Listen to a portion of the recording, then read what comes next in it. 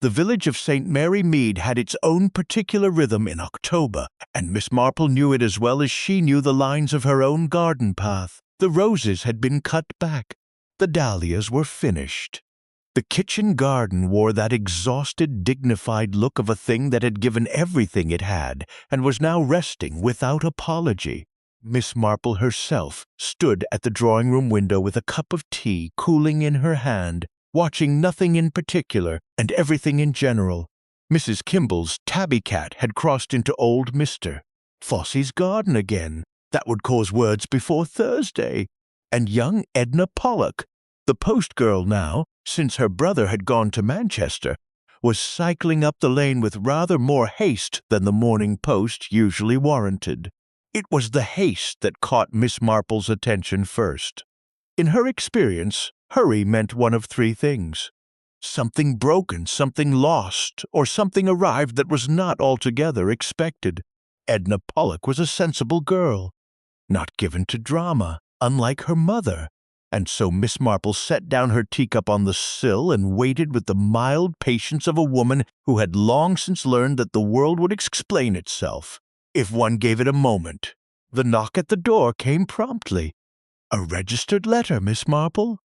Edna held it out with both hands, as though it were slightly heavier than ordinary post. "From London it is. Solicitors, by the look of the envelope." Miss Marple took it, thanked the girl, and closed the door before she examined it. The envelope was cream-colored, stiff, and bore the name of a firm she had not thought of in 20 years. Attlebury and Finch, Solicitors, Gray's Inn Road, London. The handwriting of her name and address was not typed but written in a careful copperplate, the hand of a clerk trained in an older school. She did not open it immediately. Instead, she carried it to her chair by the fireplace, took up her knitting, a pale blue cardigan for her nephew Raymond's wife, and looked at the envelope for a full 3 minutes before setting the needles down again. Attlebury and Finch. The name brought with it the smell of a different season altogether. Not October, but late February, 20 years ago, or very nearly, when the ground of a small estate called Witchford had been iron-hard with frost, and a man named Gerald Forthright had been found dead in his library with the wireless playing, and no one, as far as anyone could determine, anywhere near him. It had been Miss Marple's first case. Not that anyone had called it that. Inspector Slack, then a young constable of sharp opinions and very little patience for elderly ladies, had certainly not called it that, but she had known. She had known from the moment she heard the detail about the wireless program that something was not right, and she had known, by the end of that long and rather dreadful February, who had killed Gerald Forthright and why. The matter had been resolved, or so she had believed. She opened the envelope. The letter inside was brief. It was dated the previous Thursday and signed by a Mr. Oliver Finch, presumably the son of the Finch she had once briefly corresponded with. The language was measured and professional, but beneath the formality there was, Miss Marple thought, a note of something rather like anxiety. "Dear Miss Marple, I write to you on a matter of some delicacy concerning the estate of the late Mr. Gerald Forthright of Witchford, Buckinghamshire, and certain new circumstances which have come to our attention. It has been suggested to us that you were acquainted with the parties involved at the time of Mr. Forthright's death in February 1932. I would be most grateful if you could find it possible to attend at our offices at your earliest convenience, or alternatively to receive me at your home, as you prefer. I am not at liberty to set out the particulars in writing, but I must impress upon you that the matter is rather urgent. Yours faithfully, Oliver Finch." Miss Marple read it twice. Then she folded it along its original creases and placed it on the table beside her chair. The fire crackled. Outside, a starling landed on the garden wall, looked about with that sharp, self-important manner starlings had, and flew away again. Gerald Forthright's death. February 1932. She had been so certain. She picked up her knitting again, but her needles moved more slowly than usual. She found herself thinking of Witchford. of the long corridor with its cold flagstones, of the portrait above the stair that had watched everything with painted indifference, and of the old photograph she had noticed on Gerald Forthright's desk in those last days. A photograph of 4 young people standing before a country house in summer, laughing at some joke the camera could not record. She had wondered about that photograph at the time. She had noted it and moved on, believing it of no consequence. Perhaps she had been wrong to move on. It reminded her rather uncomfortably of a situation she had once observed in St. Mary Mead itself, concerning old Mr. Harbottle and his first will, which everyone assumed settled and done with, until his sister produced a letter that turned everything on its head. The past, Miss Marple had always felt, had a disagreeable tendency to believe it had not been properly dealt with. 20 years, and now this. She set down her knitting once more and reached for the letter again. New circumstances. That was the phrase that troubled her most. Not new evidence. Solicitors were precise men, and Mr. Finch had chosen his words with care. Circumstances, which meant something had happened. Something recent. Miss Marple rose and went to her writing desk. She would reply to Mr. Finch this afternoon. She would invite him to St. Mary Mead. She disliked London in October, and she would hear what he had to say. But as she drew out her notepaper, she paused. Gerald Forthright had died alone in his library. She had been as certain as she had ever been in her life that she knew the truth of it. What, then, had happened in 20 years to make a solicitor write to her in that careful, anxious hand? And why? This was the detail she could not quite put aside. Had he used the phrase "the parties involved" in the plural? Oliver Finch arrived on the Wednesday morning train, which reached Market Basing at 10:30, and deposited its passengers onto a platform that smelled of coal smoke and damp stone. Miss Marple had arranged for Mr. Dodd's taxi, a somewhat elderly Austin that Mr. Dodd treated with the reverence other men reserved for race-horses, to collect him, and she had the kettle on by 11. She had formed a picture of Oliver Finch from his letter alone, as she generally did with strangers before meeting them. A careful man. A man who chose words as one chooses tools, for precision rather than ornament. Probably younger than she expected, given that his father had handled the Forthright estate and the firm was presumably transitional. Worried about something he had not yet said aloud. The man who came through her sitting-room door at 12 minutes past 11 confirmed perhaps 2 of these impressions and complicated the others considerably. He was younger than she had expected. Not yet 40, she thought, with the kind of lean face that would look the same at 60 as it did now. He wore a good dark suit, slightly travel-creased, and carried a leather briefcase of the sort that had seen genuine use rather than merely accompany its owner as an accessory. His eyes moved quickly around the room when he entered, not rudely, but with the habit of a man who had trained himself to observe, and then settled on Miss Marple with an expression she could only describe as carefully composed relief. "Miss Marple," he shook her hand, "it is very good of you to receive me." "Not at all," said Miss Marple pleasantly. "Do sit down, Mr. Finch. I have taken the liberty of making tea, and Mrs. Hewitt has left us some shortbread, which I find rather restores one after a journey." He sat. He accepted the tea. He did not immediately reach for the briefcase, which told her something. Miss Marple poured her own cup and took up her knitting with the unhurried manner of a woman who had nowhere particular to be, and was in any case listening very carefully indeed. "Your letter," she said, when the silence had stretched to a comfortable length, "mentioned new circumstances. I have been thinking about that phrase rather a great deal since Wednesday last. I imagined you might have." He set his cup down. "Miss Marple, I must ask, how clearly do you recall the events at Witchford in February of 1932? "Quite clearly," said Miss Marple. "One does not forget a death of that nature." "Gerald Forthright was found in his library on the morning of the 14th. The wireless was playing a music program that had ended some 20 minutes before his housekeeper, Mrs. Parrish came downstairs. He had been dead, the doctor estimated, for between 2 and 3 hours. There was no sign of forced entry. The library windows were latched from within. It was concluded at the inquest to be a matter of heart failure, with some prior history of cardiac weakness offered in evidence. Mr. Finch was watching her with an attention that was not quite surprise, but was near enough to it. "That is correct," he said. "However," said Miss Marple with a slight inclination of her head, "I did not at the time believe it to be heart failure." A pause. "No," said Mr. Finch quietly. "I did not think you did." He opened the briefcase then. From it he withdrew a manila folder, and from the folder he took a single sheet of paper, which he held for a moment before placing it on the table between them. "This arrived at our offices on the 17th of last month," he said, "by post, from a guest house in Eastbourne.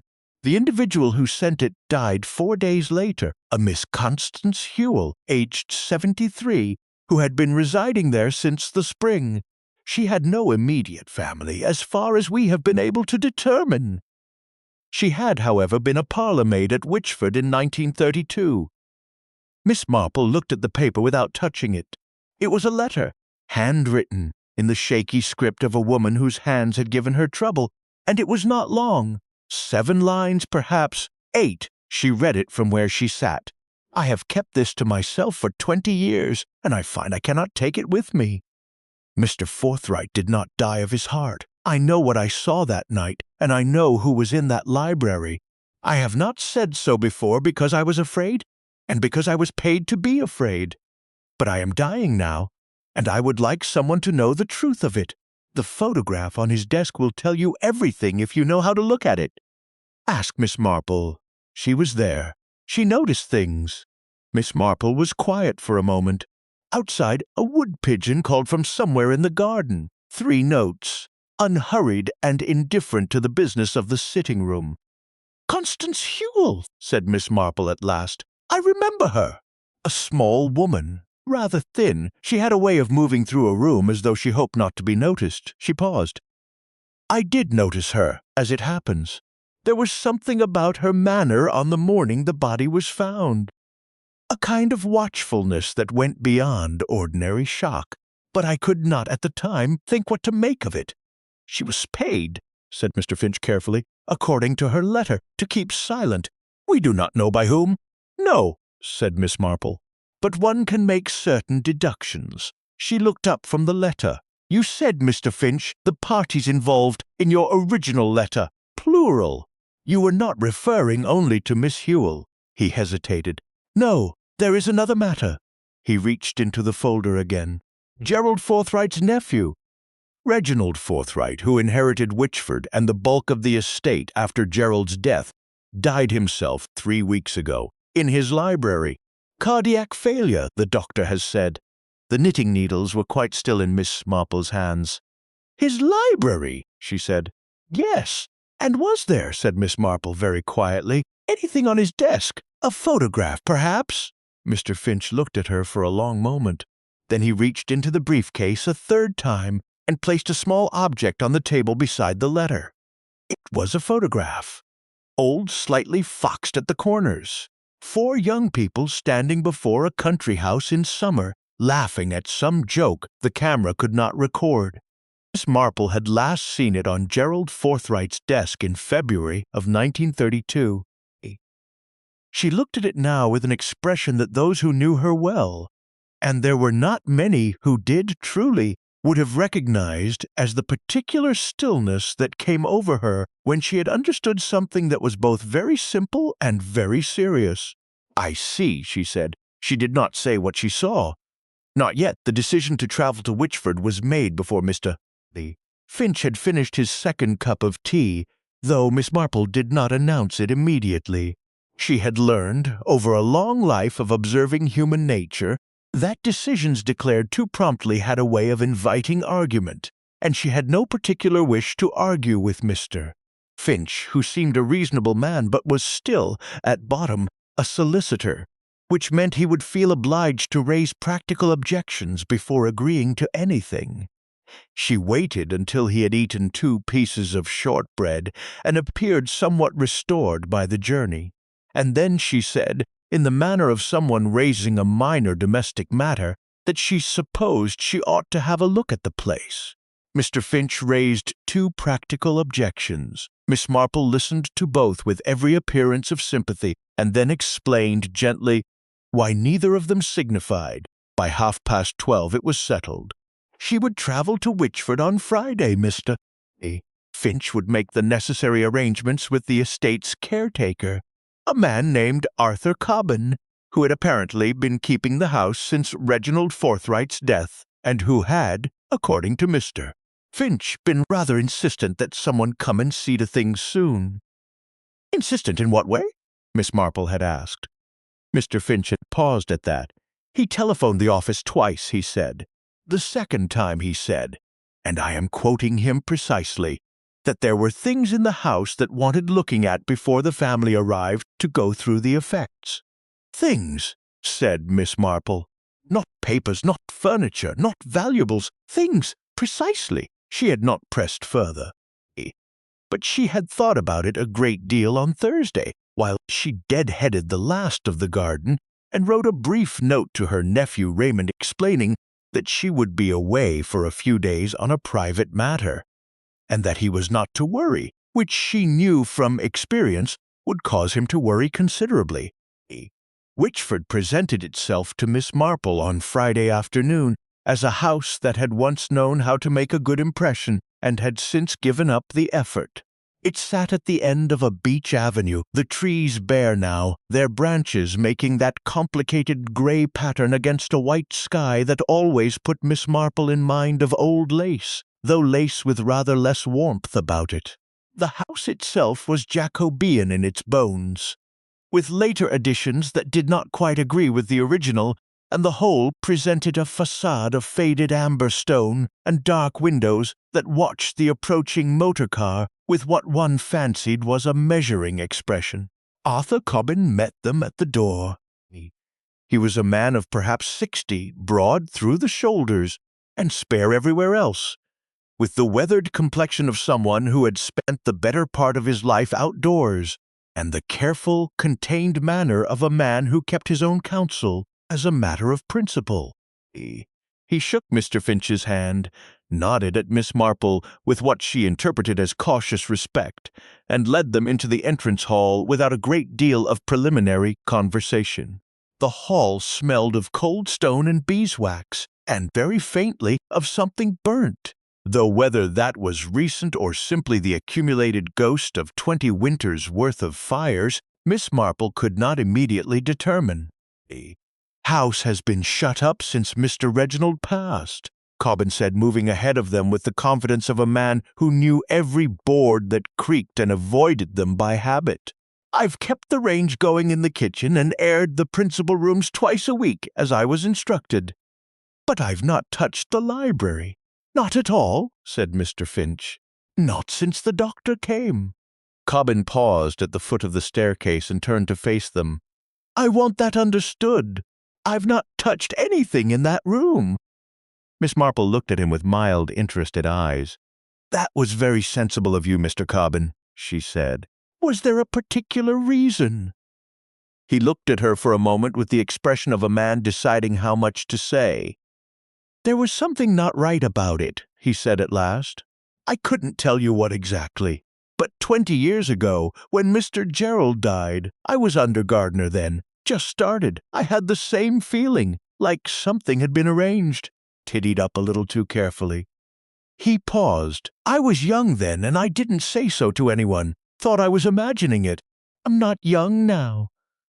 He showed them to their rooms. The house had been opened up sufficiently for 2 guests, and left them to settle before supper, which he would prepare himself. He said, there being no other staff at present. Miss Marple unpacked her small case, hung her spare dress in the wardrobe, and set her knitting bag on the chair by the window. The window of her room looked out over the side garden, winter bare, a stone sundial at its center, a low yew hedge dividing it from the kitchen garden beyond. The sundial's gnomon cast a long, thin shadow across its face in the pale afternoon light, pointing at nothing in particular. She stood at the window for a little while, looking at it. A shadow that moved against the light. She had used almost those exact words, she recalled, in the notes she had made privately during her first visit to Witchford in 1932. She had noticed on the morning Gerald Forthright was found that the shadow cast by the library's south-facing window onto the interior wall had been at the wrong angle for the time of death the doctor had given. She had not known then quite what to make of it. She had written it down and let it sit. 20 years, and here she was again, looking at shadows. She turned from the window. On the small writing table beside the wardrobe, she placed the photograph. The one Mr. Finch had given her, 4 young people laughing before a summer house. She did not yet know all 4 faces with certainty. She knew 2. The third she suspected. The fourth she could not make out at all, the figure being slightly turned away from the camera, as though caught in the act of moving, or of moving away. She went downstairs to find Mr. Finch and ask Arthur Cobbin whether she might see the library before supper. The answer, it turned out, was that the library door was locked, and the key, Cobbin said with a look that she found rather difficult to read, had been missing since the morning Reginald Forthright was found dead. Supper at Witchford was a quiet affair. Arthur Cobbin produced a decent mutton stew and a loaf of bread that suggested he had done his own baking for a good many years, and he served it in the smaller dining room rather than the formal one, which Miss Marple thought sensible. There was something faintly absurd about 3 people rattling about in a room designed for 14. A fire had been laid and lit, and the room was warm enough, though the house beyond its door made itself known in the way that large empty houses always did. Small sounds, the tick of cooling pipes, the occasional murmur of a draught finding its way through a gap that no one had got round to sealing. Mr. Finch ate with the slightly distracted air of a man whose mind was elsewhere, and who felt mildly guilty about it. Miss Marple ate with complete attention, as she always did, on the grounds that food deserved the same consideration as anything else, and that one invariably thought more clearly on a full stomach. Cobbin did not join them at table. He brought the stew, poured the water, and retired to the kitchen with the self-effacing competence of a man who understood his position precisely and had no complaints about it. Miss Marple noted, however, that he had left the kitchen door slightly ajar, and that the particular quality of silence from that direction was the silence of a man who was listening, rather than one who had simply gone about his own business. She filed that observation away without comment. After supper, Mr. Finch produced from his briefcase a second folder, thicker than the first, and spread its contents on the cleared table with the methodical care of a man who had been trained to present information in logical sequence. Miss Marple drew her chair closer, took up her knitting, and examined everything he laid before her. There were 3 documents and 1 additional photograph. The first document was a copy of Gerald Forthright's original will, dated 1929. It left Witchford and the principal estate to his nephew Reginald, with smaller bequests to a Miss Evangeline Marsh, described as a family friend, and to a Mr. Lionel Carey, described simply as a companion of long standing, which was, Miss Marple had always felt, one of those phrases that contained a great deal more than it declared. The second document was a codicil to that will, dated January of 1932, 6 weeks before Gerald Forthright's death. The codicil reduced Reginald's inheritance substantially, redirecting a significant portion of the estate's income to a trust administered by Attleby and Finch for the benefit of a person identified only as M.F., whose full identity was, according to Mr. Finch, recorded in a sealed letter held by the firm and not to be opened except under specific circumstances. "Those circumstances being," said Miss Marple, "the death of all 4 individuals named in the original photograph," said Mr. Finch. Miss Marple's needles paused for precisely 2 seconds. Then they resumed. "I see," she said. And how many of those 4 individuals are still living? That, said Mr. Finch, is part of what I cannot yet determine with certainty. He tapped the third document, a handwritten list, partial and annotated. We know Gerald Forthright died in 1932. We know Reginald Forthright died 3 weeks ago. Of the other 2, one I have traced and one I have not. He placed the additional photograph beside the original one that Miss Marple had brought from St. Mary Mead. It was a different photograph, but of the same occasion, same summer, same house, same 4 figures, taken from a slightly different angle, so that the figure who had been turning away in the first image was here caught more fully. It was a woman, young, perhaps 25, with dark hair pinned up in the fashion of the late 1920s, and an expression on her face that Miss Marple studied for a long moment before she spoke. Evangeline Marsh, she said. Mr. Finch looked at her. You recognize her? I met her once, briefly, during my first visit here in 1932. She came to the house on the second day, ostensibly to offer condolences to Reginald. She stayed for perhaps 40 minutes and left before Inspector Craddock arrived. Miss Marple tilted her head slightly. She had that expression then, too, that particular combination of grief and calculation. I remember thinking at the time that it reminded me of a woman in St. Mary Mead, a Mrs. Trelawney, who had the same look about her whenever a relative died. Not a callous woman, you understand. Simply a woman who could not help, at even the most distressing of moments, thinking about what came next. And the 4th figure? Said Mr. Finch. The young man beside Reginald. Miss Marple looked at him. Dark-suited, fair-haired, slightly taller than the others, with something in his posture that suggested he was more comfortable outdoors than in company. A slight tension about the jaw. Lionel Carey, she said without complete certainty, or someone very like him. I never met Mr. Carey directly. He was mentioned in the servants' conversations during my first visit. But he had left Witchford some days before Gerald died and had apparently not returned for the inquest. She paused, which I thought curious at the time. It was curious, said Mr. Finch quietly. He gave a written statement to the police and did not appear in person. The statement was accepted. A beat. My father noted in his private file that this was, in his opinion, irregularly handled. Miss Marple set her knitting down on the table and looked at the 2 photographs side by side for a long moment. 4 people in summer, 2 of them dead, 1 traced and 1 missing. And somewhere between these 2 small rectangles of paper and a codicil dated 6 weeks before a convenient death. A truth had been waiting for 20 years with the patient indifference of something that knew it would eventually be found. She thought of Constance Hewell's dying letter. The photograph on his desk will tell you everything if you know how to look at it. She was beginning, she thought, to look at it correctly, but there was one element she had not yet accounted for. One face she had not yet placed, one connection she could feel the shape of without yet seeing its substance. It had to do with the locked library upstairs and the missing key and the thing that Arthur Cobbin had described as arranged. Tittied up a little too carefully. She would need to see that room. Mr. Finch, she said, picking up her knitting again. I wonder if you might telephone a locksmith in Market Basing first thing tomorrow morning. He nodded, making a note. And one more thing, said Miss Marple as she rose to take her candle for the night. The trust established under the codicil.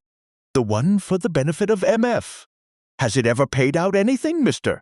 Finch looked up from his notes. No, he said slowly. In 20 years it has never once been claimed. Miss Marple paused at the door. How very interesting, she said, and went upstairs to bed. The locksmith from Market Basing arrived at 9:30 on Saturday morning and had the library door open in under 4 minutes, which Miss Marple thought spoke well of him professionally and rather less well of whoever had chosen the lock.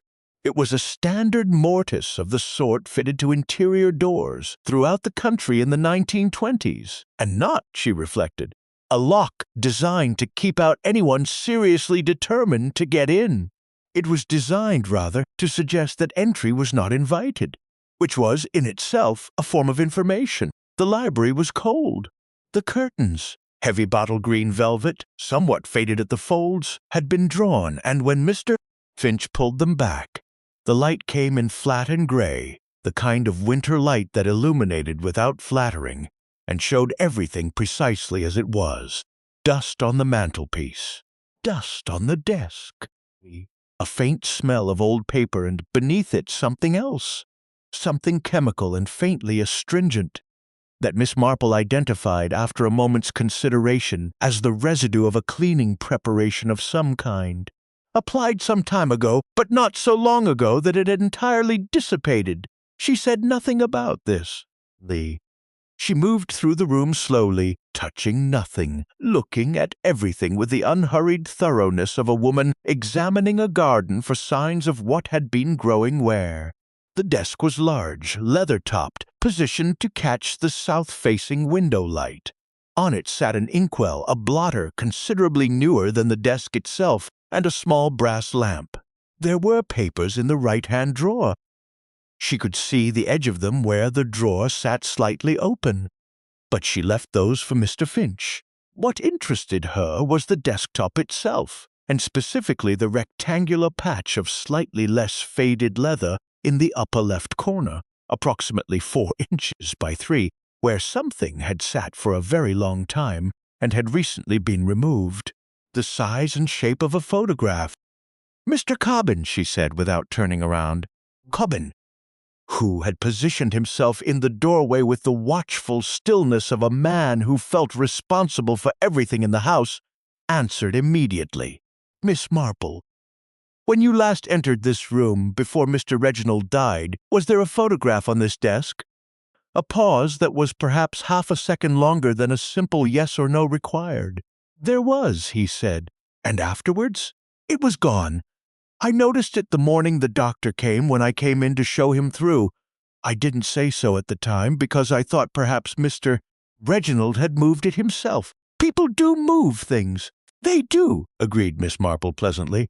"And yet you didn't touch anything in this room subsequently." "No, because something felt arranged." "Yes." She turned then and looked at him directly. He met her gaze with the steady, slightly uncomfortable expression of a man who was not accustomed to being understood quite so efficiently. "Thank you, Mr. Cobbin," she said. "That is very helpful indeed." It was shortly before 11 o'clock, and Miss Marple had just settled in the library's armchair with the desk papers Mr. Finch had spread before her when the first of the uninvited visitors arrived. She heard the motor car on the drive before anyone else appeared to notice it, a smooth, well-maintained engine, not local, approaching with the confidence of someone who had been to Witchford before and did not feel the need to slow down for the bend near the gate. She heard Cobbin's footsteps cross the hall. She heard the front door open, and then a woman's voice, clear, pleasant, and carrying the particular tone of someone who was accustomed to arriving places and being welcomed. The woman who came into the library some 3 minutes later was perhaps 50, though she carried it as some women carry a coat they have chosen well, with ease and without apology. She was dressed in a gray wool suit of excellent cut, her dark hair threaded with silver and arranged with precision, and she had the kind of composed, handsome face that had presumably been striking in youth and had chosen elegance as its middle-aged alternative. Her eyes moved around the room with a swiftness that she made every effort to disguise as a casual glance. She did not quite succeed. "I am Evangeline Marsh," she said, directing this at Mr. Finch, and then, with a slight adjustment of attention, at Miss Marple. "I was a close friend of both Gerald and Reginald Forthright. I heard of Reginald's death and felt I ought to come. I hope I am not intruding." "Not at all," said Miss Marple warmly, before Mr. Finch could speak. "Do sit down, Miss Marsh, or is it Mrs.?" "Miss," said Evangeline Marsh. Something moved briefly across her face at the question. Not quite discomfort, but its near neighbor. "How very nice," said Miss Marple. "I am Miss Marple. I am also unmarried, and I find it suits one admirably." "Will you have tea?" Evangeline Marsh sat. She accepted tea. She spoke of Reginald forthright, with the measured warmth of genuine affection overlaid by something carefully managed, and she asked, with what she clearly intended as idle curiosity, whether the estate's affairs were being settled promptly, and whether there was anything she might do to assist. Mr. Finch answered her questions with the accomplished neutrality of a solicitor who had been asked inconvenient things by interested parties on many previous occasions. Miss Marple knitted and listened and watched. It was 20 minutes later, just as Evangeline Marsh was showing the first signs of having extracted as much information as the conversation was going to yield, that the second uninvited visitor arrived. This one did not come by motor car. He came on foot up the back path from the village, and it was Cobbin who brought him through. A tall man of perhaps 55, lean and weathered, in a tweed overcoat that had seen better decades. He had fair hair going to gray, a jaw that showed the tension Miss Marple had noticed in the photograph, and eyes of a pale, clear gray that moved to Evangeline Marsh the moment he entered the room and then moved deliberately away. "Lionel Carey," said Cobbin from the doorway, with the tone of a man presenting a card he had not been asked to produce. The silence that followed lasted perhaps 4 seconds.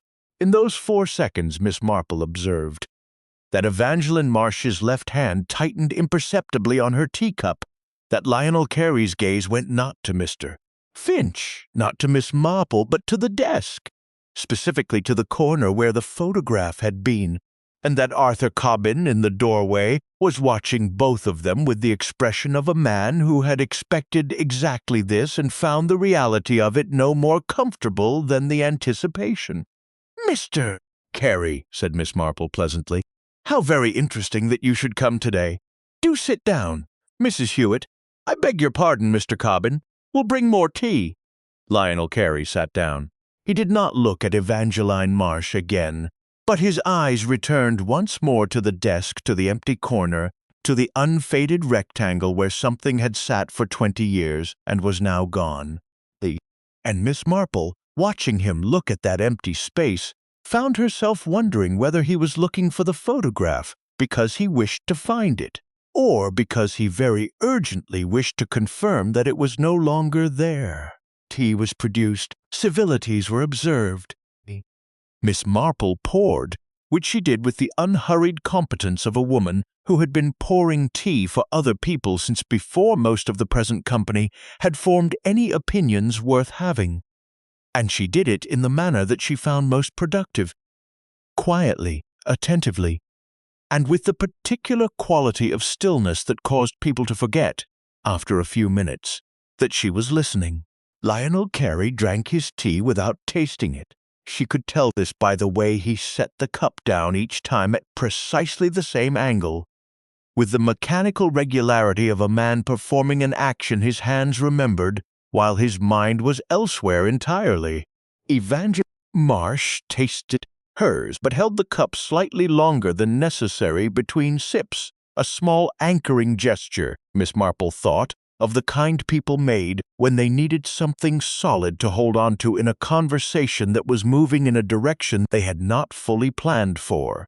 Mr. Finch sat between them with the admirable composure of a man who was paid to remain composed in rooms full of people who would have preferred he were not there. It was Carey who spoke first, which surprised her mildly. She had taken him for a man who would wait and let others commit themselves before offering anything of his own. "I came," he said, addressing Mr. Finch with the directness of someone who had decided that candor, or its appearance, was the most efficient available strategy, "because I received a letter from your office, dated the same week as Reginald's death." Mr. Finch's expression remained entirely neutral. "I see," he said. "I did not receive a letter," said Evangeline Marsh with a pleasantness that had a very small, very sharp edge beneath it. "No," said Mr. Finch, "you did not." Another silence. Miss Marple refilled her own cup. "Carey," she said, in the tone of someone raising a mildly interesting point of general conversation, "I wonder Were you acquainted with a Miss Constance Hewell? She was parlour-maid here in 1932. The effect was not dramatic. It very rarely was, in Miss Marple's experience, when one said the thing that mattered most. People who had something to hide had generally practiced concealing large reactions, and it was always the small ones that told the truth. Lionel Carey's large reaction was perfectly controlled, but his right hand, which had been resting on his knee, moved very slightly, the fingers pressing down as though against a surface that wasn't there. "The name is familiar," he said carefully. "One remembers the staff vaguely from visits." "Of course," said Miss Marple. "She died recently, poor woman, in Eastbourne. She had been unwell for some time." "I am sorry to hear it," said Carey. He was not sorry to hear it. Miss Marple was quite certain of that. Whether his lack of sorrow arose from indifference or from relief, she could not yet determine. But it was not sorrow.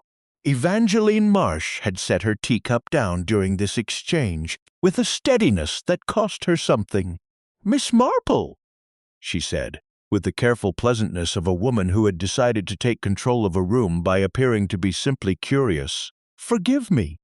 Are you here in some official capacity? I understood Mr. Finch to be handling Reginald's estate, but I confess I was not aware of your connection to the matter." "I have no official capacity whatsoever," said Miss Marple cheerfully. "I am simply an elderly lady who was here 20 years ago and has been invited to have another look. I find at my age that looking is rather what one does best." Evangeline Marsh smiled. It was a good smile, practiced without being mechanical, but it did not reach the place behind the eyes where genuine amusement lived. The conversation moved after that into the more navigable territory of Reginald Forthright's character, his habits, his health in recent years. Both Carey and Evangeline Marsh spoke of him with what appeared to be genuine warmth, and Miss Marple listened with genuine interest, not to what was said, but to the gaps between what was said. The subjects touched and then steered away from, the questions not asked that any truly ignorant person would naturally have asked. Neither of them asked how Reginald had died. That, Miss Marple thought, was rather remarkable. Two people who professed to be close friends of the deceased, hearing of his death for the first time and coming to the house out of concern, and neither of them had asked what had happened to him. Not once. It was shortly after 12 that she excused herself on the grounds of needing her cardigan from upstairs, and instead of going upstairs, she went quietly along the back passage to the kitchen, where she had correctly anticipated finding Arthur Cobbin engaged in the business of preparing lunch and available for a private conversation. "Mr. Cobbin," she said, settling herself on the chair by the kitchen table with the ease of a woman who felt entirely comfortable in other people's kitchens, "I want to ask you about something that has been on my mind since yesterday." He did not stop what he was doing. He was peeling potatoes with the economical efficiency of long practice, but he tilted his head slightly to indicate he was listening. "When Mr. Gerald died in 1932, she said, there was a wireless playing in the library, a music program. Do you remember which program it was?" Cobbin's hand slowed fractionally. "I remember there was music," he said, "something classical. I was outside when they brought him out, and I could hear it through the window, still going." "Still going," said Miss Marple. "At what time was that?" 7:30 in the morning, perhaps." "Near enough." "The music program that played on that wireless station on the night of the 13th of February 1932, said Miss Marple, "ended at 11 o'clock in the evening. I verified this at the time from the Radio Times, which Mrs. Parrish had kept, as housekeepers often do." She paused. If the wireless was still playing classical music at 7:30 in the morning, it was not playing the same program. Someone had turned it to a different station during the night, or turned it off and on again. Cobbin set down the potato he was holding. He looked at her steadily. "Someone who was in that room," he said, "after Mr. Gerald died." "Yes," said Miss Marple. "And here is what I find particularly curious, Mr. Cobbin. The same wireless set is still in the library. I noticed it this morning. And it is tuned, I looked quite carefully, to a station that plays classical music, as it was 20 years ago. She let that sit for a moment. As it was when Reginald Forthright was found, Cobbin was very still. Someone came back to that room, he said. Both times. Someone came back to that room both times, agreed Miss Marple. And I rather think they came back for the same reason. She rose from the kitchen chair and smoothed her skirt. I wonder, Mr. Cobbin, in the days before Mr. Reginald died, did either Miss Marsh or Mr. Carey visit the house? He picked up the potato again. His hands were not quite steady. Both of them, he said quietly, on separate days. And neither of them knew the other had been. Miss Marple nodded once, as though this confirmed something she had already half suspected, and went back along the passage toward the library, and the two people sitting in it who had not yet thought to ask how Reginald Forthright had died. It was Cobbin who found it, though Miss Marple had told him where to look. She had said it quietly, after lunch, while Evangeline Marsh and Lionel Carey were engaged in the sitting room in the kind of conversation that two people conduct when they wish to appear to be talking naturally and are in fact doing nothing of the sort. Mr. Finch had excused himself to make telephone calls from the study. There were estate matters, he said, requiring his attention, and Miss Marple had drifted back to the kitchen with the unobtrusive ease of a woman who had spent a lifetime drifting into rooms where things were known and making herself comfortable there until they were shared. She had told Cobbin 3 things. First, that in old houses of the Jacobean period it was common practice, during renovation work of the 1890s and 1900s, to run new electrical wiring behind existing wainscoting panels rather than disturb the plasterwork above, and that the panels were consequently refixed with smaller screws that did not seat as deeply as the originals, making them, to a knowledgeable eye, distinguishable from the panels that had never been disturbed. Second, that the library's south wall, which she had examined that morning while appearing to admire the bookcase, contained 3 such panels, 2 original and 1 not, and that the non-original panel was the one immediately to the left of the fireplace, at approximately knee-height. Third, that if she were a man who had wished to conceal something in this house in 1932 and retrieve it at leisure, that is precisely where she would have put it. Cobbin had looked at her for a long moment with the expression she was coming to recognize as his version of surprise. A slight deepening of the lines around his eyes, a fractional compression of the mouth, and had gone to the library without another word. He returned 20 minutes later with a flat rectangular package wrapped in oilskin and tied with waxed string of the kind used in butchers' shops, and placed it on the kitchen table before her with the care of a man handling something he did not entirely wish to be responsible for. Behind the panel, he said. Loose as you said it would be. The oilskins kept it dry. Miss Marple looked at the package for a moment. Then she called Mr. Finch. The 3 of them stood around the kitchen table while Mr.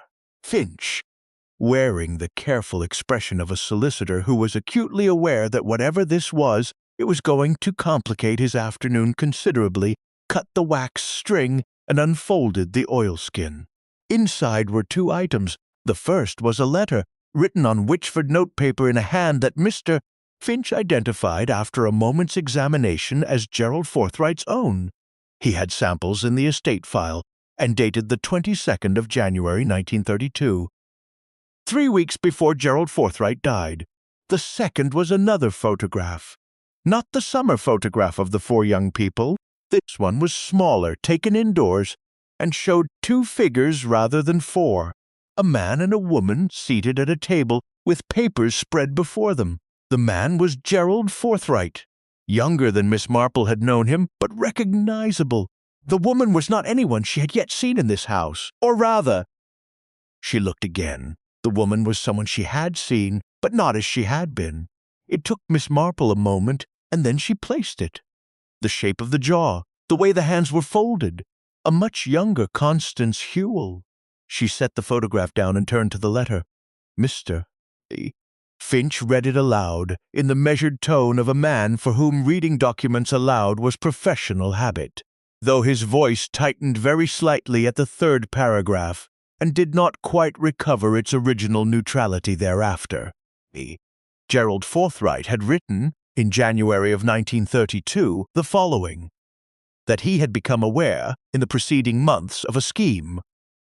He used the word arrangement first and then crossed it out and wrote scheme above it, which Miss Marple thought telling, involving two individuals known to him whose names he declined to set down in full, but whom he identified by initials as E.M.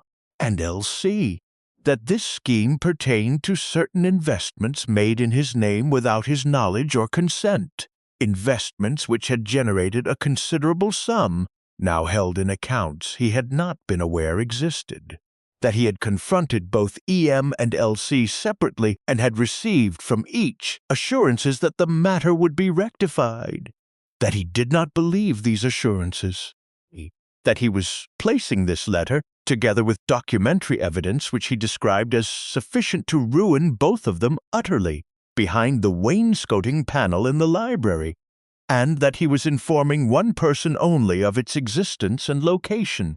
That person was Constance Hewell. Constance has served this household faithfully for 11 years, Gerald had written in the last paragraph, and has no interest in any of this beyond her conscience, which I have always found to be sound. If anything should happen to me before I have resolved this matter through proper channels, she will know what to do. I have every confidence in her, and rather less in the other parties concerned. The letter ended there. There was no signature which suggested to Miss Marple that it was a draft rather than the final version, or that Gerald Forthright had been interrupted before he could complete it.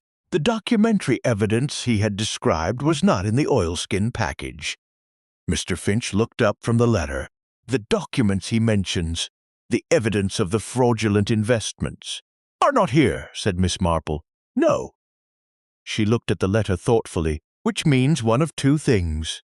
Either Gerald removed them himself before his death and placed them elsewhere, or someone else removed them after his death and before Constance Hewell had the opportunity to act on his instructions. Constance kept silent for 20 years, said Mr. Finch slowly. She was afraid, said Miss Marple, and she was paid to be afraid. She said so herself in her letter to you. The question that interests me is not why she was afraid, but why she stopped being afraid only at the very end of her life. She paused. And I think the answer to that is rather straightforward. She stopped being afraid because the thing she was afraid of was also dying. She knew about Reginald's death. She knew the pattern was repeating itself. And she was a woman of conscience, as Gerald said, and she could not take it with her. Cobbin, who had stood throughout this recitation with his arms folded and his face arranged in an expression of grim, unsurprised attention, spoke for the first time. The documents, he said. If someone took them after Mr. Gerald died, they'd have known about the letter, too. Known about this hiding place. Yes, said Miss Marple. So why leave the letter? Because, said Miss Marple, the letter without the documents is merely the complaint of a dead man. It names initials, not full names. It describes evidence that no longer exists. Without the documentary proof, it proves nothing that a good solicitor could not argue away in an afternoon. She glanced at Mr. Finch with a slight apology in her expression. Present company accepted, naturally. Mr. Finch accepted this with the dignity of his profession. Then whoever took the documents, he said, left the letter deliberately, as something too weak to harm them. Precisely, said Miss Marple, which tells us something rather important about them. It tells us they are careful, methodical, and rather confident. They do not destroy things unnecessarily. They calculate what is dangerous and what is merely inconvenient, and they act accordingly. She picked up the smaller photograph, Gerald and Constance at the table, and looked at it for a moment. And it tells us something else. They have had 20 years to become more so. She set the photograph down beside Gerald's unfinished letter. 2 photographs now on the kitchen table. The summer one with 4 laughing faces, the indoor one with 2 serious ones, and somewhere between the 2, a truth that had been arranged and tidied, just as Cobbin had said, a little too carefully. She could feel the shape of it now, the full shape, or nearly. But feeling the shape of a thing and being able to prove it were 2 very different matters, and Miss Marple had not, in all her years of observing human nature, confused one for the other. She needed the documents, or she needed something that would serve in their place. And she thought, she was not yet certain, but she thought that she knew where to look. The afternoon had turned the color of pewter by the time Miss Marple returned to the sitting room, and the fire had been built up in her absence to a degree that suggested someone had been tending it with more attention than the room's nominal occupants had been giving one another. Evangeline Marsh was at the window, ostensibly examining the winter garden with the appreciative air of a woman who liked gardens, though the garden in its present state offered very little to appreciate. Lionel Carey was in the armchair nearest the door, not nearest the fire, Miss Marple noted, with a copy of a 3-day-old Times that he was holding at the correct angle for reading and not reading at all. They had been waiting, she thought, separately and in the same room, which was its own particular kind of tension. She settled herself in the chair opposite Carey with the comfortable deliberateness of a woman who intended to stay, accepted the cup that Cobbin brought without being asked. He had, she thought, an admirable instinct for the moment at which tea became necessary, and took up her knitting. "I have been thinking," she said pleasantly, to no one in particular, "about a man I once knew in St. Mary Mead, a Mr. Hartley Prentice. He was a corn merchant, which is not perhaps the most dramatic of professions. But he had a remarkable talent for making small adjustments to figures that, taken individually, would never attract attention, but that, taken together over a period of years, amounted to something very considerable indeed." She paused to count stitches. He was discovered in the end not by any examination of his accounts, which were beautifully kept, but because his wife bought a new fur coat, and his neighbor thought it rather too good for a corn merchant's wife. She smiled gently at her knitting. "Human nature is so very consistent." Carey had lowered the Times by approximately 2 inches. Evangeline Marsh had turned from the window. "How diverting," said Miss Marsh, with the careful lightness of a woman filing something away. "Isn't it?" agreed Miss Marple. "I find that the most elaborate concealments are so often undone by the smallest things. A fur coat, a wireless program, a shadow falling at the wrong angle." She looked up briefly, with the vague, amiable expression she had cultivated over many decades, precisely because it caused people to underestimate the degree to which she was paying attention. "But I am rambling. Do forgive me. Mr. Carey, you mentioned earlier that you received a letter from Mr. Finch's office. I hope it was not distressing news." Carey set the Times down entirely. He had made a decision, she could see, the particular stillness of a man who has decided that a controlled admission is safer than continued evasion. "It was regarding the codicil," he said. "The amendment to Gerald's will. I was informed that certain trust arrangements were under review following Reginald's death." "I see," said Miss Marple. "And had you known about the codicil previously?" A pause of precisely the wrong length. "I had been aware that Gerald made changes to his will in the last months of his life." "Yes." "Gerald told you?" "He mentioned it." "How very forthcoming of him," said Miss Marple warmly. "Gerald Forthright always struck me as a private man, rather guarded about financial matters particularly. It is interesting that he should have mentioned the codicil to you." Carey said nothing. The silence was not comfortable. Evangeline Marsh moved from the window and sat down with the decisive grace of a woman resuming control of a situation. "Miss Marple," she said, in a tone that managed to be both pleasant and firm, "I think perhaps we ought to be candid with one another. Lionel and I are both aware that our connection to Gerald's estate places us in an awkward position, given the circumstances of Reginald's death. We are not, neither of us, without concern about how this may appear." "How very sensible," said Miss Marple. "Candour is generally the most practical approach, though I find it is sometimes offered selectively, which is a little less useful than the complete variety." Marsh's composure held, but the effort was becoming visible at the edges. "What would you like to know?" "I would like to know," said Miss Marple, setting her knitting in her lap with the air of a woman giving a question her full attention. "Why you visited Witchford on the Wednesday before Reginald died, Miss Marsh, and why Mr. Carey visited on the Friday, and why neither of you mentioned these visits to Mr. Finch, who is, after all, the solicitor managing the estate and therefore the natural person to inform." The fire crackled.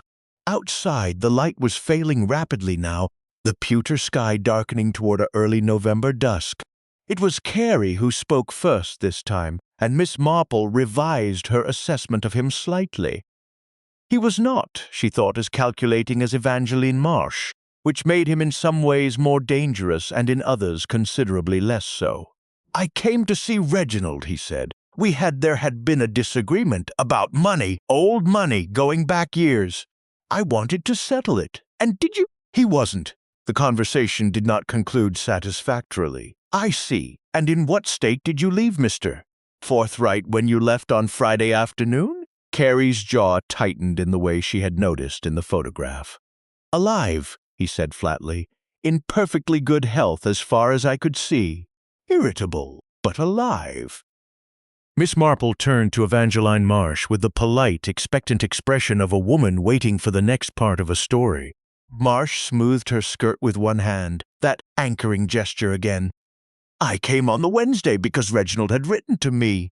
A short note, asking me to come. He said there was something he wished to discuss concerning Gerald's estate." Something that had come to light. She paused. "He was agitated, more so than I had seen him in years.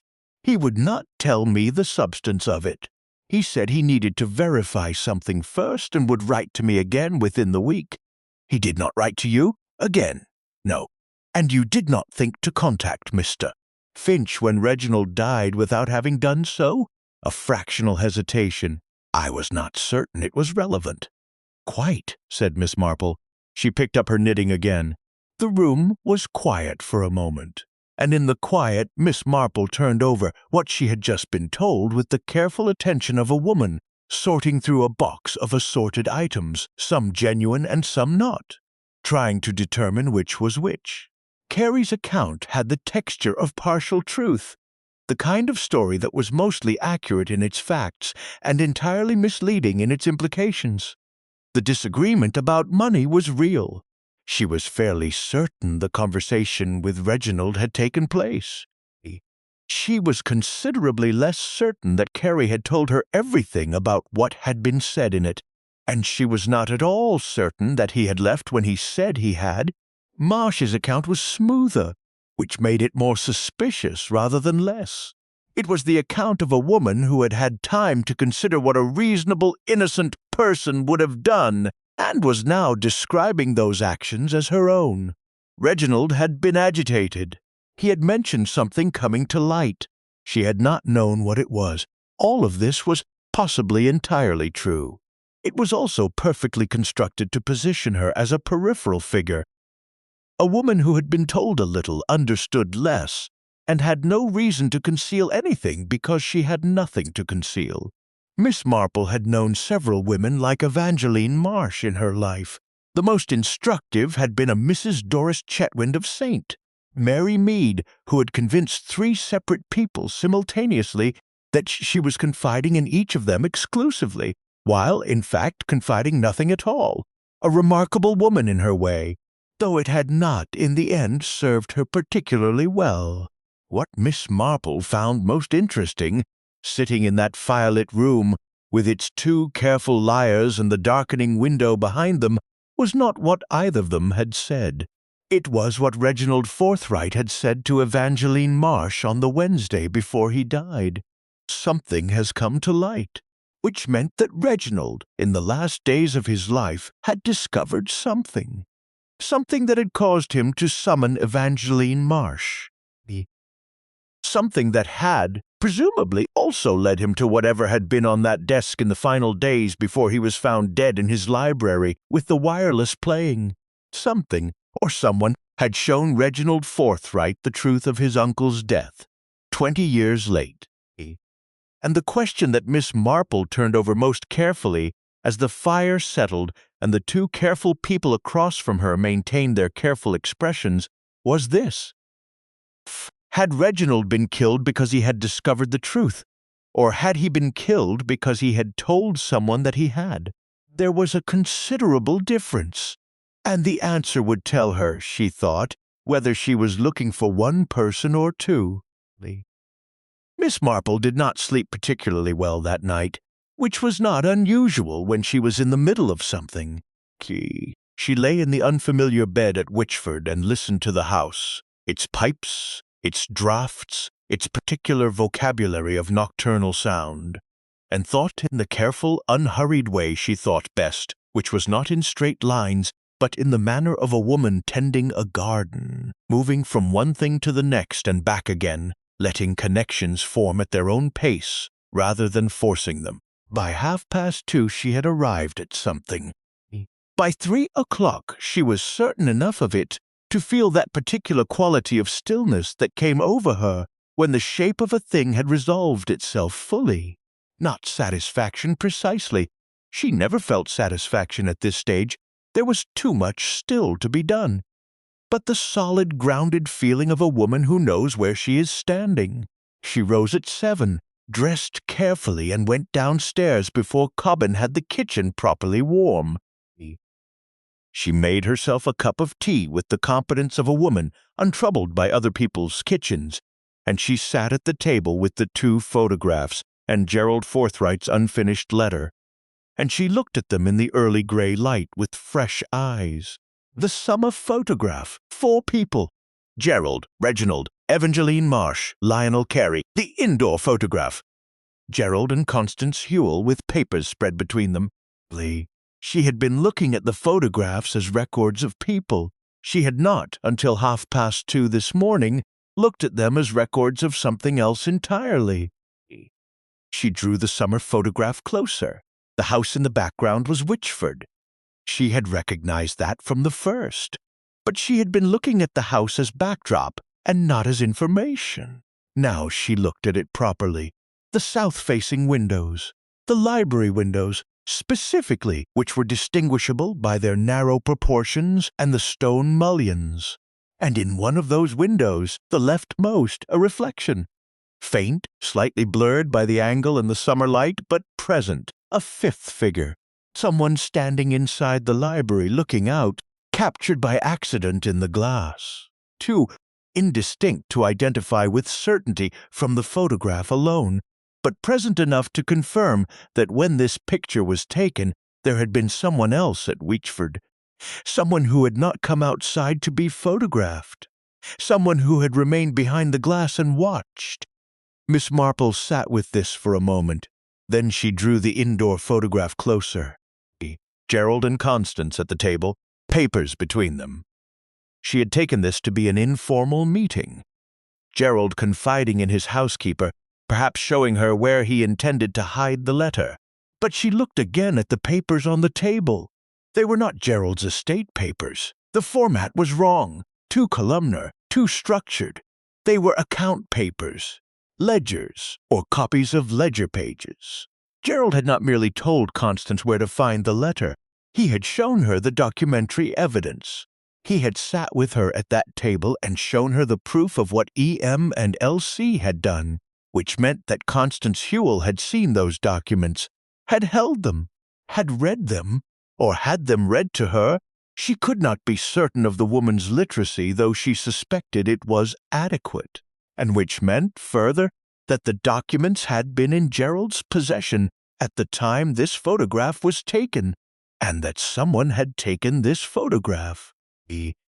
Someone had stood in that room with a camera and recorded Gerald Forthright and his parlor maid examining fraudulent accounts. Someone who had known what they were looking at. She heard Cobbin's footsteps on the back stair and waited until he had come into the kitchen and taken in the scene. Miss Marple at his table. 2 photographs, cold tea, before she spoke. "Mr. Cobbin," she said. "Who took this photograph?" She held up the indoor one. He looked at it for a moment, then set about lighting the range with the methodical unhaste of a man who thought better when his hands were occupied. "That would have been Mr. Bertram," he said. Miss Marple was very still. "I beg your pardon?" Mr. Bertram Crail. He was a friend of Mr. Gerald's. Came to the house fairly regularly in those years. He had one of those small cameras. German-made, I think, the kind you could fit in a coat pocket. He was always taking photographs of things. Cobbin paused. People mostly didn't know he was doing it. That was rather his way. "Bertram Crail," said Miss Marple. She tested the name against everything she knew, against every conversation she had had in this house in 1932, against every name in every document Mr. Finch had shown her.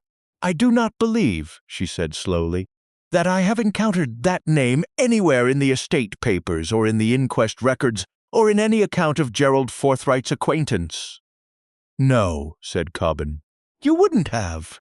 He filled the kettle and set it on the range. Mr. Bertram wasn't the sort to appear in official records. Mr. Gerald was careful about that. A pause. They had been friends for a very long time. Since before the war, Mr.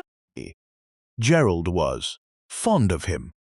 Miss Marple absorbed this with the calm of a woman who had lived long enough to understand that the categories by which people arranged their private lives were frequently more various than the official record suggested. "And what became of Mr. Bertram Crail?" she said. "He left England," said Cobbin, "shortly after Mr. Gerald died. Went to Portugal, I believe. I've not heard his name mentioned in this house since. He turned from the range. Until now." Miss Marple picked up the indoor photograph again. Bertram Crail had stood in that room with his small German camera and recorded Gerald Forthright and Constance Hewell examining the evidence of a fraud.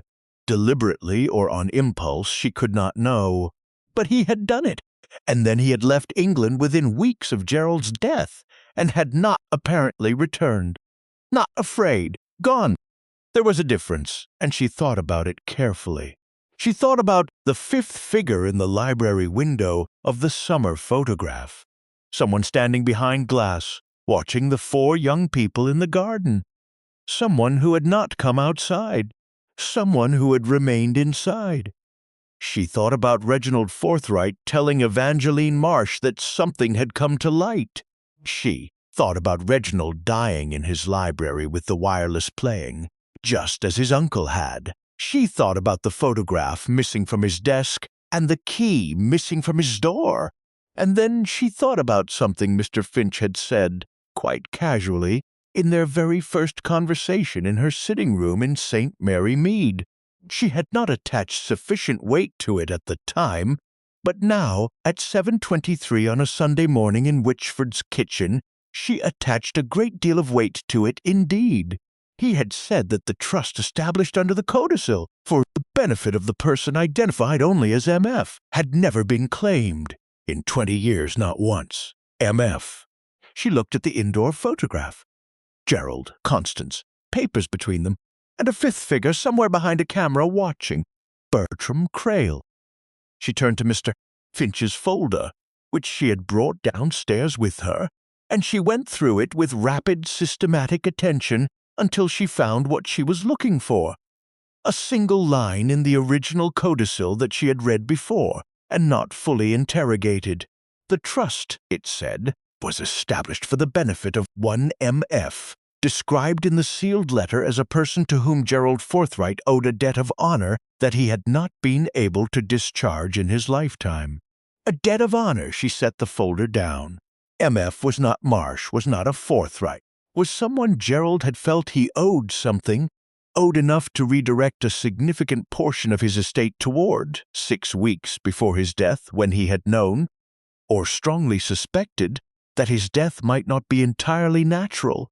Someone he had wanted protected, someone whose identity he had sealed away so carefully that even his solicitors did not know it, and would not until all 4 people in that summer photograph were dead.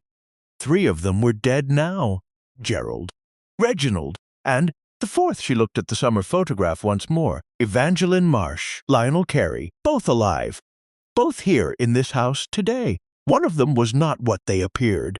She was nearly certain she knew which one. She needed one more thing, one piece of confirmation that would transform nearly certain into entirely certain. She believed she knew where to find it, though finding it would require a conversation she had been postponing since Saturday morning. She would have it today. She heard the motor car on the drive at 8:30, too early for a social call, which meant it was not social, and she looked out of the kitchen window to see a dark saloon pulling up before the front door, with the purposeful air of a vehicle that had covered a considerable distance and intended to be noticed upon arrival.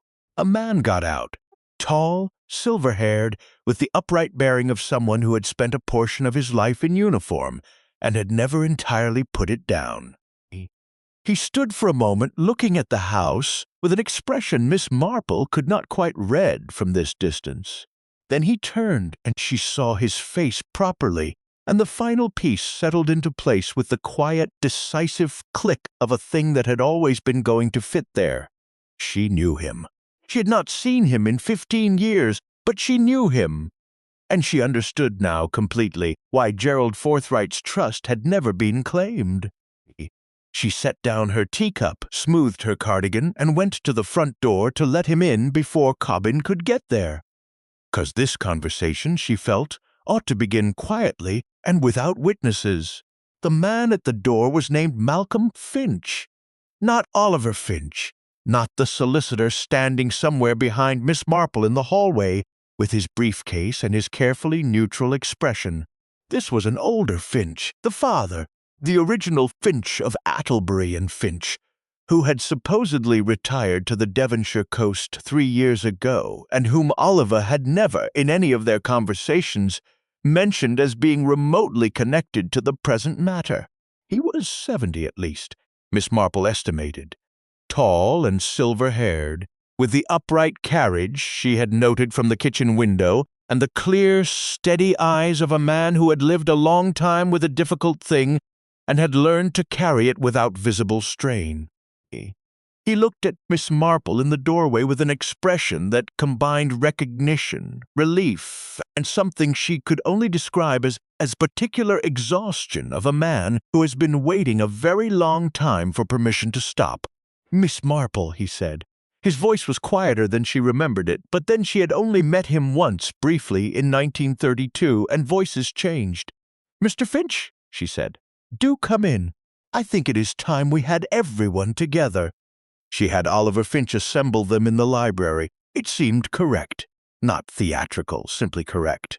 The library was where both men had died, and where the truth had been most carefully arranged and tidied, and where the wireless still sat on its shelf tuned to its classical station, silent this morning but present in the way that objects connected to serious events were always present, weighted with their own history.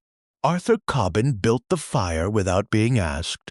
He then positioned himself beside the door in his habitual manner, arms folded, watching, the silent observer he had always been, from the days when he was an under-gardener of 20, and had felt, without being able to articulate it, that something was not right. Evangeline Marsh came into the library and saw Malcolm Finch, and something in her face underwent a change so swift and so thoroughly suppressed that only someone watching for precisely that reaction would have caught it. Miss Marple caught it. Lionel Carey came in behind her. He saw Malcolm Finch and stopped moving for approximately 1 second, a full stop, not a hesitation, and then continued to his chair with the careful steadiness of a man walking across uncertain ground. Oliver Finch took his place beside his father, which was, Miss Marple thought, both personally and professionally correct. She settled herself in the armchair nearest the fire, took up her knitting, the pale blue cardigan, 3/4 finished now, and looked at the assembled room with the mild, attentive expression of a woman at a particularly interesting parish meeting. "I wonder," she said pleasantly, "if Mr. Malcolm Finch would tell us why he has come." The elder Finch looked at his son briefly, then at Miss Marple, and then at the room with the composure of a man who had made his decision before he got into the motor car this morning and was not going to unmake it now. "I have come," he said, "because I owe a debt, one that is 30 years overdue."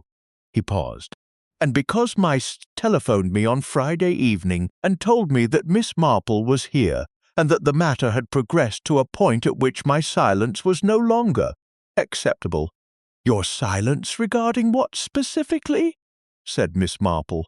"Regarding what I knew about Gerald Forthright's death," said Malcolm Finch, "and what I did and did not do about it." Evangeline Marsh said in a voice of remarkable steadiness, "I think this is quite unnecessary." "I think," said Miss Marple gently, "that it is very necessary indeed." "Please continue, Mr. Finch." Malcolm Finch had been Gerald Forthright's solicitor for 11 years by 1932. He had known about the codicil, had drafted it himself at Gerald's instruction in January of that year. He had known about the trust for MF, had held the sealed letter identifying MF in his own firm's safe for 30 years. And he had known within 48 hours of the inquest's conclusion that Gerald Forthright had not died of heart failure. He had known because Constance Hewell had come to him. She had come to Gray's Inn Road on a Tuesday morning, 2 weeks after the inquest, and she had sat in his office and told him what she had seen on the night of the 13th of February. She had seen Lionel Carey's motor car on the Witchford Drive at 10:30 in the evening, hours after Carey had claimed to have left. She had seen the library light burning at midnight. She had heard, through the library door, voices, Gerald's and another's raised, and then Gerald's alone, and then nothing. She had been afraid to open the door. She had gone back to bed. And in the morning, Gerald Forthright was dead. She had also told Malcolm Finch about the hiding place behind the wainscoting. And she had told him something else. Something she had told no one else, and had not included in her dying letter to Oliver Finch, because she had not been certain it was relevant. She had seen Evangeline Marsh at Witchford on the morning of the 14th. Not in the afternoon, when she had come officially to offer condolences. In the morning, before the body was discovered, before anyone had been told, Evangeline Marsh had been in the library. The room was very quiet, the fire settled, the wireless sat silent on its shelf. "That is a lie," said Evangeline Marsh. Her voice was still steady, but the steadiness was costing her considerably more than it had 5 minutes ago. "It is what Constance Hewell told me," said Malcolm Finch. "I have no reason to doubt her." "Then why?" said Carey, and his voice had an edge in it that he was not troubling to conceal. "Did you do nothing? You had this information 30 years ago. You had Constance's testimony. Why did you not go to the police?" Malcolm Finch looked at him with an expression that was not quite shame and not quite sorrow, but contained elements of both. "Because I was afraid," he said, "and because I was shown certain documents that would have been professionally ruinous to me, relating to advice I had given Gerald on a separate matter some years earlier, advice that had not been entirely sound. Someone ensured I received those documents within a week of Constance's visit." He paused. I understood what was being communicated. "Who sent them?" said Miss Marple. He looked at Evangeline Marsh. She met his gaze with the composure of a woman who had maintained composure in more difficult rooms than this one, and intended to continue doing so. "This is all," she said, "entirely circumstantial." "Yes," said Miss Marple, "it is circumstantial. A great deal of the truth about human behavior is circumstantial. That does not make it less true." She set her knitting down in her lap and looked at the room, at Carey's rigid jaw, at Marsh's careful face, at Malcolm Finch's exhausted relief, at Oliver Finch's attentive silence, at Cobbin in the doorway. with the unhurried attention of a woman who had been assembling this particular picture for several days and was now simply describing what she saw. "I should like to begin," she said, "not with what happened in 1932, but with what happened 30 years before that, because that is where this actually begins, and without it the rest makes considerably less sense." She looked at Malcolm Finch. "The sealed letter in your safe. MF, I believe I know who that is, but I should like you to confirm it." The elder Finch nodded once. "Bertram Crail," he said. "His full name was Bertram Malcolm Crail. Gerald used his middle name in the codicil. Malcolm, as a private signal to me he knew I would understand." "Bertram Crail," said Miss Marple, "Gerald Forthright's closest friend. A man whose connection to Gerald was sufficiently private that he did not appear in any official capacity at Wychford, and who left England shortly after Gerald's death and settled in Portugal, where I imagine he has lived quietly ever since." She paused. "Gerald established a trust for him because he felt he owed him a debt of honor, a debt arising, I suspect, from the fact that it was Bertram Crail who first discovered what Evangeline Marsh and Lionel Carey had been doing with Gerald's money, and who told Gerald about it, which put Bertram Crail in danger. Gerald wanted him protected." "The trust has never been claimed," said Oliver Finch quietly. "No," said Miss Marple. "I rather think Bertram Crail did not know about it. Gerald may not have had time to tell him. Or Bertram, knowing what had happened to Gerald, was too afraid to make contact with the firm." She looked at Oliver Finch. "That is something you may be able to remedy, if you can locate him." She turned then to the matter of the fraud itself, which she laid out with the precision of a woman who had spent a long night arranging things in the correct order. Carey and Marsh, who had known one another before Gerald had known either of them properly, a detail she had confirmed by examining the summer photograph again in the early morning light, where their positioning relative to one another spoke of an ease and familiarity predating the occasion, had constructed a scheme of considerable cleverness. They had established investment accounts in Gerald's name, using documentation to which Carey, as a frequent guest with access to Gerald's study, had obtained copies. The returns from those investments had been quietly redirected, not large amounts taken individually, sufficient amounts accumulated over several years. Gerald had discovered this in late 1931, when Bertram Crail brought him a discrepancy he had noticed in a bank statement sent to the wrong address. Gerald had confronted both parties separately, Carey first, Marsh second, and had received from each the assurances he had mentioned in his unfinished letter. He had not believed those assurances. He had spoken to Malcolm Finch about the codicil, protecting Bertram Crail. He had hidden the letter and the documentary evidence behind the wainscoting, and he had made one further decision which Miss Marple believed had sealed his fate. He told them, she said, that he intended to go to the police. Not immediately. He gave them a week to return the money and submit themselves to whatever consequences followed. He was, by all accounts, a man who preferred resolution to destruction. She paused. "That was, I am afraid, a miscalculation. He gave them a week, and they used it." Lionel Carey had returned to Wychford on the night of the 13th of February. Constance Hewell had seen his motor car.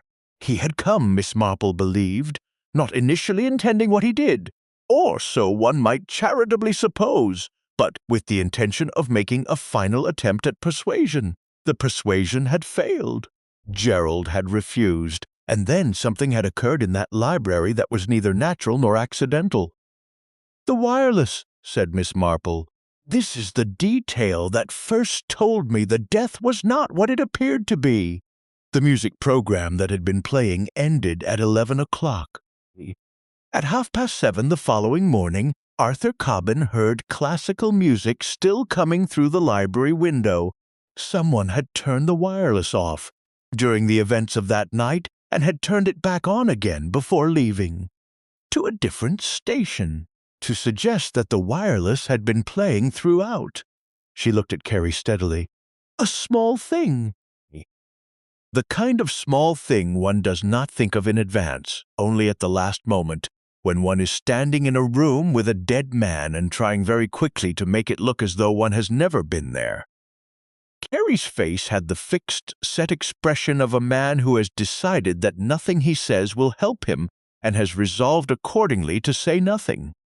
Evelyn Marsh came the following morning, Miss Marple continued. Early, before the body was found. Constance Hewell saw her. She came for the documentary evidence, the account papers that Gerald had hidden. She knew about the hiding place because Carrie had told her the outcome of his confrontation with Gerald.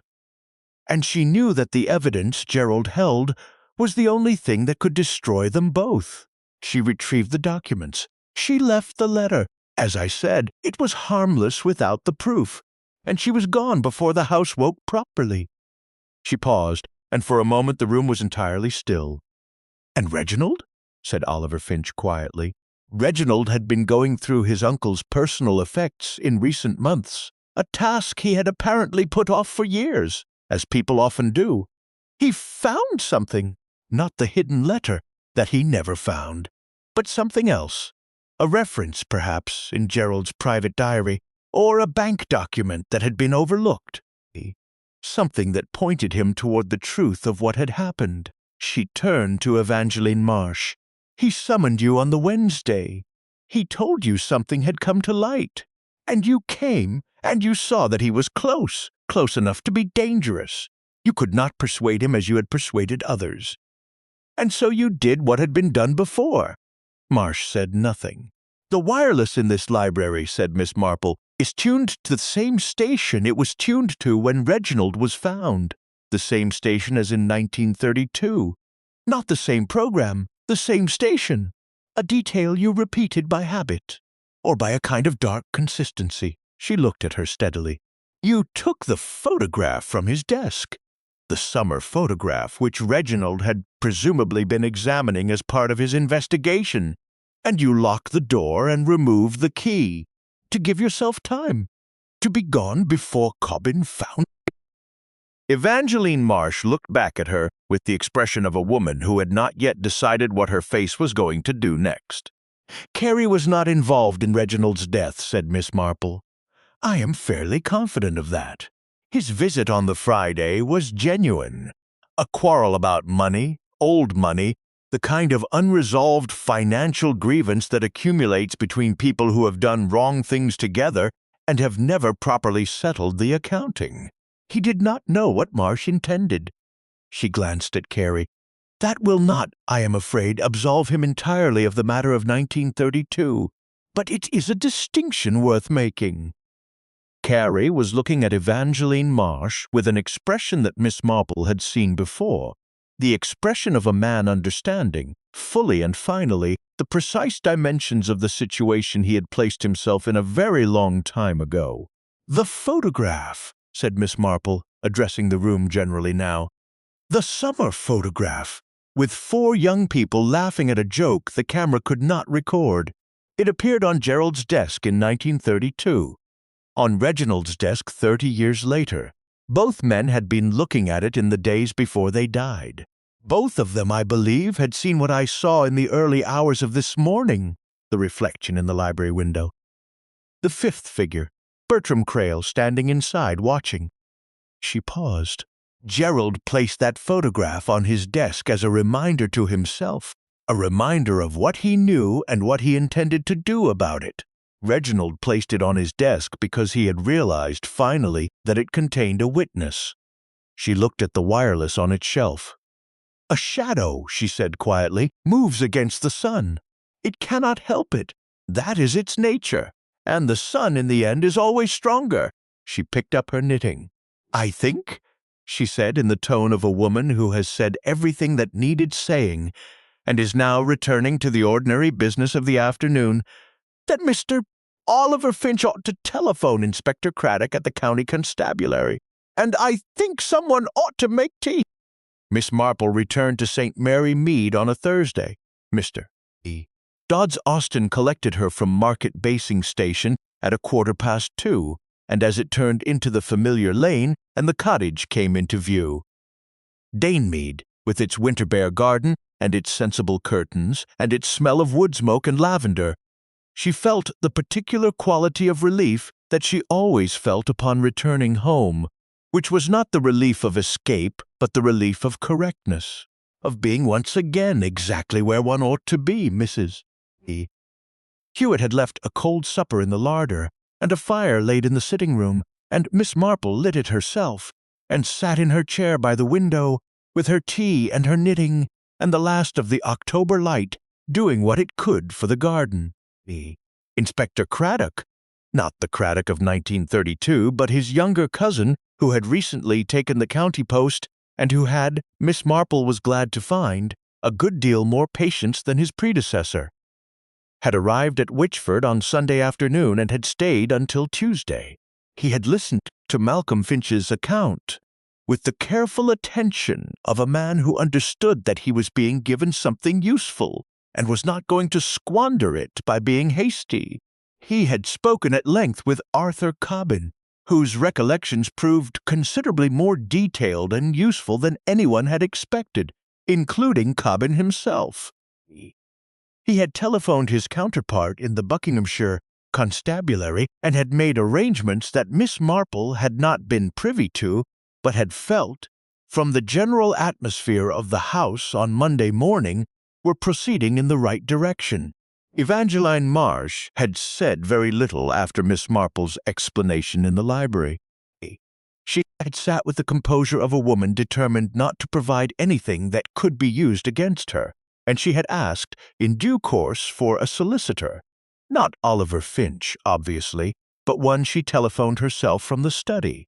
She was a careful woman. She had always been a careful woman. But the documents she had taken from behind the wainscoting panel in 1932 had not, it emerged, been entirely destroyed. Malcolm Finch had known about a second copy. Gerald had been, as careful men sometimes were, more careful than his enemies had accounted for. Lionel Carey had talked at considerable length. This had surprised no one who had observed him carefully over the preceding days, and Miss Marple had observed him carefully. He was not a man built for sustained concealment. He had managed it for 30 years through a combination of geographical distance. He had lived mostly in Kenya since 1935, and the powerful human tendency to avoid thinking about things that could not be changed. Reginald's death had brought him back to England, and England had brought everything else back with it. And by Sunday evening, he was sitting across from Inspector Craddock with the expression of a man who has put down something very heavy and cannot quite decide whether he feels better for it. Oliver Finch had stayed at Witchford through to Tuesday, dealing with the estate matters that had brought him there in the first place, and that had, in the event, brought rather more than he had bargained for. On Monday evening, he had sat with his father in the library, the fire going, the wireless silent, and Miss Marple, passing the door on her way upstairs, had heard very little of what was said, but had heard enough to understand that it was the kind of conversation that needed to be had, and that both men were, in their different ways, relieved to be having it. She had traced Bertram Crale herself in the end. Or rather, she had asked Raymond to do it. Her nephew had contacts of a literary and artistic variety that spread considerably further than St. Mary Mead, and she had written him a brief note, explaining that she needed to locate a man who had left England for Portugal in 1932 and had probably remained in the artistic or academic community there since. Raymond had telephoned her at Witchford on Tuesday morning with an address in Lisbon. He had not asked many questions, which she appreciated. She had written to the Lisbon address before she left Witchford, a short letter. She had always found that short letters were more likely to be read to the end. She had told Bertram Crale that Gerald's trust had never been claimed, that it was still held by Atterbury and Finch, and that he was encouraged to make contact with Oliver Finch at his earliest convenience. She had not explained the full circumstances, feeling that Oliver Finch was better placed to do that, and that a letter from a stranger, however well-intentioned, was not the appropriate vehicle for 30 years of compressed history. She had not told him that Gerald had written, in January of 1932, that he had every confidence in Constance Hewell and rather less in the other parties concerned. She thought that was a private thing, and that private things, when they belong to the dead, ought to be handled with appropriate care. She looked out at the garden now, at the winter bare rose beds and the stone path and the old sundial at the far end that she really did mean to have reset in the spring, and she thought about shadows. A shadow moved against the sun, and this was its nature and could not be helped. But it was also the nature of shadows that they required a source, that there was no shadow without something that cast it, something solid and present, and, in the end, more real than the darkness it threw. Gerald Forthright had been a careful man brought down by his own decency, his willingness to give people a week when a week was too long. Reginald had been a less careful man brought down by his own curiosity. Constance Hewell had been a woman of conscience who had waited too long and died having done, at last, what she could. And here, in St. Mary Mead, the dahlias were finished and the roses were cut back, and the garden was resting with the dignified patience of a thing that had given everything, and was now preparing, quietly and without fuss, to begin again. Miss Marple finished the last row of the pale blue cardigan, counted her stitches, and found they were correct. She wound up the wool, set the needles aside, and reached for her cold tea with the tranquil expression of a woman who has done what needed doing and finds the ordinary world, in consequence, entirely satisfactory.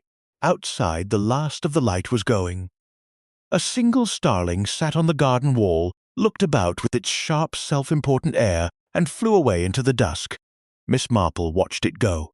"How very curious," she said, to no one in particular. And then she got up to put the kettle on.